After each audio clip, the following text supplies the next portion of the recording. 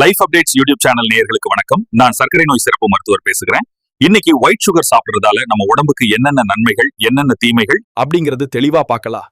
நன்மைகள்னு ஒன்னும் பெருசா சொல்ற அளவுக்கு இல்ல, ஆனா தீமைகள் எக்கச்சக்கமா இருக்கு. அத ஒவ்வொன்னா சொல்றேன், கேளுங்க. வெள்ளை சக்கரை அதிகமா எடுத்துக்கொள்றதால் 50-55 வயசுக்கு மேல டைப் 2 டயபெட்டிஸ் வர அதிக வாய்ப்பு இருக்கு. நம்ம உடல் எடையை அளவுக்கு அதிகமா அதிகரிச்சு இதய நோய், ஹார்ட் அட்டாக்லாம் வர வச்சிருக்கு. இந்த வெள்ளை சக்கரை நம் உடம்பில் இருக்கும் நோய் எதிர்ப்பு சக்தியை முழுமையா அழிச்சிடுது. இதனால எந்த ஒரு சாதாரண ஃபீவர் வந்தாலும் நம்ம உடம்பு பெரிய அளவுல பாதிப்படைய வைக்குது. சில பேர் சொல்லுவாங்க, நான் அதிகமா சக்கரை சாப்பிடுறது இல்லைன்னு. காலையில எந்திரிச்சதும் ஒரு கிளாஸ் டீ, ஒரு பாக்கெட் பிஸ்கட் சாப்பிடுவாங்க. அந்த ஒரு பாக்கெட் பிஸ்கட்ல எவ்வளவு சக்கரை இருக்குதுன்னு தெரியுமா? நம்ம உடம்புல சர்க்கரை அளவை கம்மி பண்ணக்கூடிய பெரிய நெல்லிக்காய், பாவக்காய், நவாப்பழம் இந்த உணவுகள் எதுவும் சாப்பிட மாட்டாங்க. அதுக்கு பதிலா பேக்கரியில விக்கிற லட்டு, மைசூர் பாக், ஜிலேபி, ரசகுல்லா, பாதுஷா, பால்கோவன்னு நாக்குக்கு ருசியா சாப்பிட்டு 30 வயசு 40 வயசுலயே சக்கரை நோயோட வந்துருவாங்க. எதா இருந்தாலும் அளவுக்கு மீறினால் அமிர்தமும் நஞ்சு. இந்த பழமொழிய புரிஞ்சுக்கிட்டு அளவோட சாப்பிடுங்க, நல்லதே சாப்பிடுங்க, இருக்கிற ஒரு வாழ்க்கைய நல்லா வாழுங்க.